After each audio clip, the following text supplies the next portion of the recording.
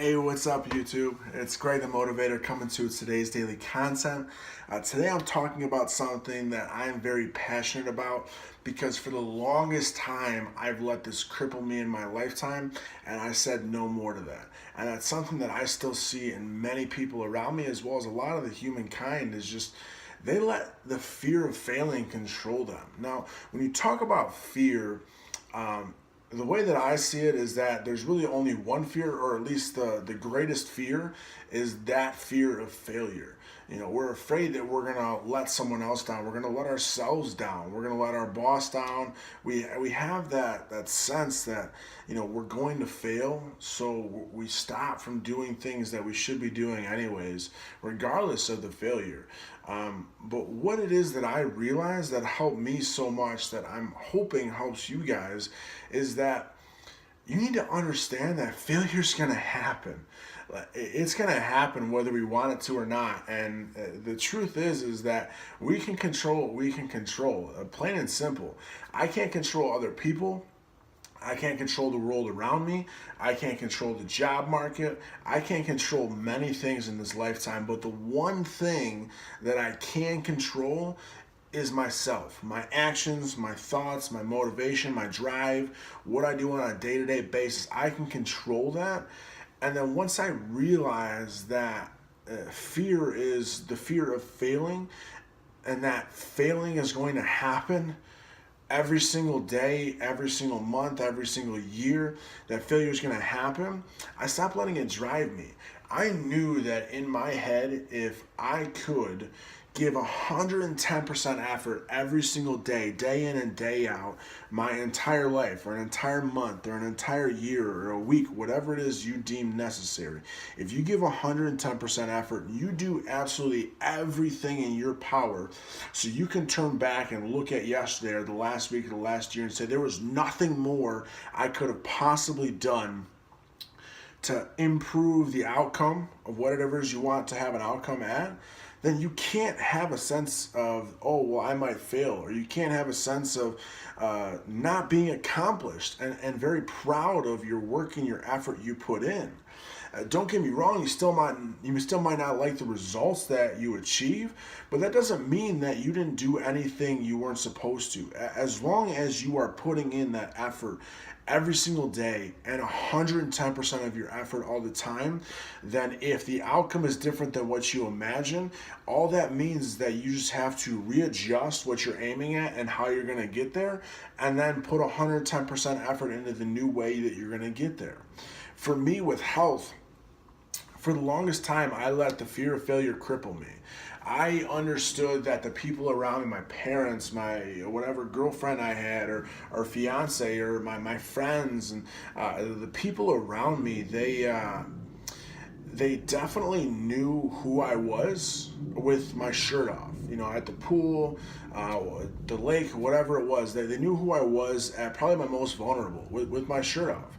I've always been a bigger guy, and people love me still, and so I got complacent with that. I got so complacent with being a bigger guy that I didn't have to do anything about that because people are going to love me anyway. Then I just stopped really caring what I looked like, and that is what drove me to be 281.8 pounds. And I never really truly understood what it was like to be that heavy, because I saw myself as the same. I saw myself as this very lovable person that other people loved and they wanted to be around. And I didn't really step on the scale a whole lot because I looked the same in my own eyes. And so in December of 2016, when I jumped on the scale and I was 281.8 pounds, the heaviest I've ever been in my entire life, I took a step back. I was like, Greg, what the actual heck is going on here, dude? Like, this is heavy. Like, even for me, like, and what I've done in my lifetime, like, what's going on? Why is this happening? Like, and it was because I wasn't putting in the effort. I wasn't giving myself the proper motivation, the proper drive to do anything about my weight or my health. And stepping on that scale and seeing that number for me was scary. Not because I gained weight, but because What would happen if I didn't step on that scale that day? Was it going to be another year that I stepped on a scale and I was over 300?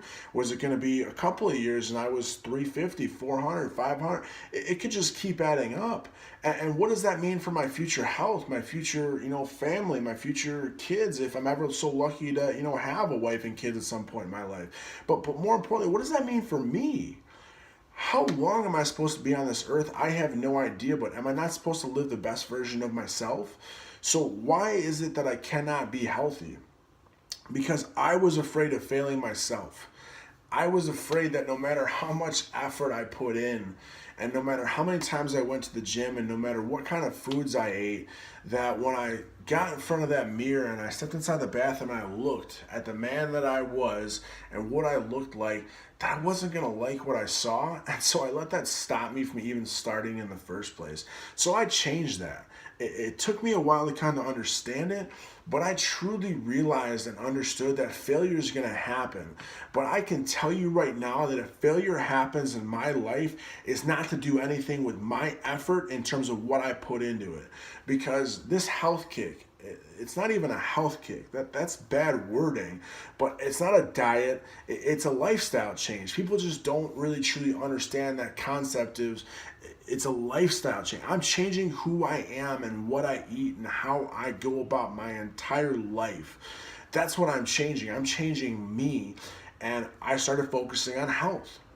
I started eating better, but still not the best I possibly could eat. I'm just tracking my macros. I make sure that I know that I am eating this same thing every day, and this is how many I'm having, so that way it's easier for me to break down if there is failure in the long run. It's easier for me to say, okay, hey, I didn't see the results that I exactly wanted to see, so what can I change inside my macros? What do I need to have less or more of, and adjust from there?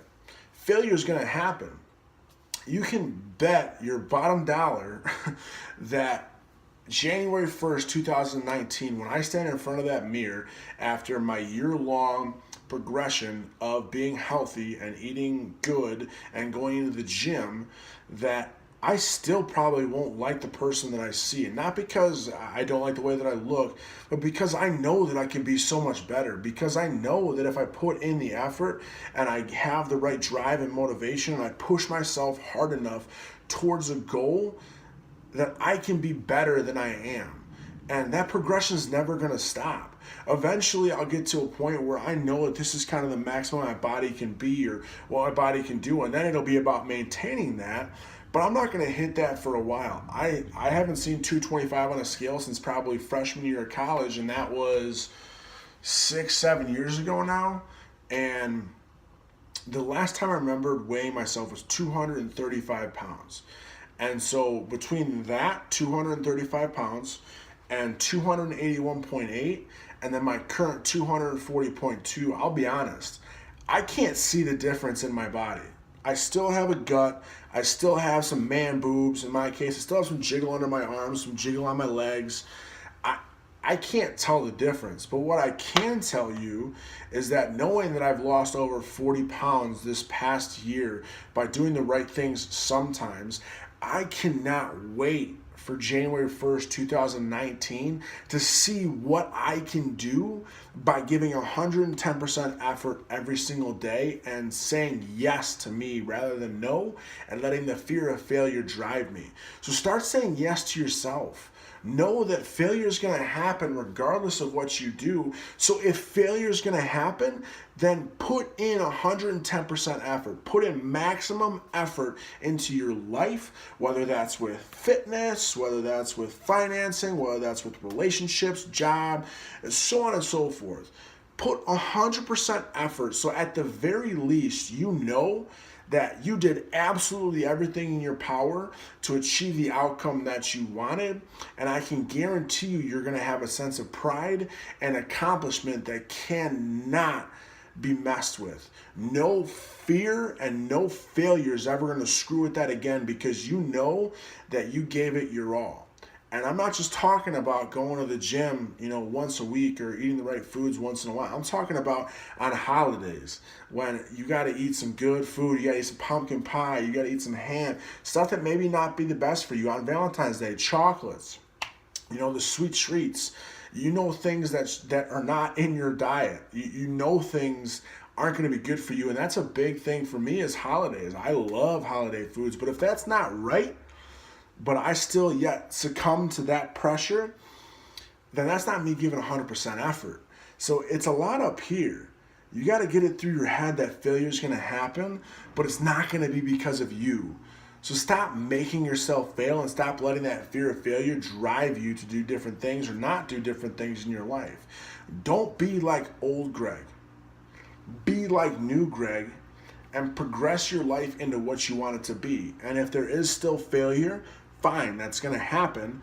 Now readjust, re-aim, refocus, and progress towards that by giving it your all. So stop letting fear control your life and don't let the thought of failure stop you from even starting in the first place. Hopefully this video is helpful for you guys. I know that these concepts played a huge part in my life and the weight loss journey that I'm on right now. So hopefully you guys took some info out of this and hopefully you can do the same for yourself. Give a like, subscribe, leave a comment, whatever it is you guys want. But as always, I love you guys.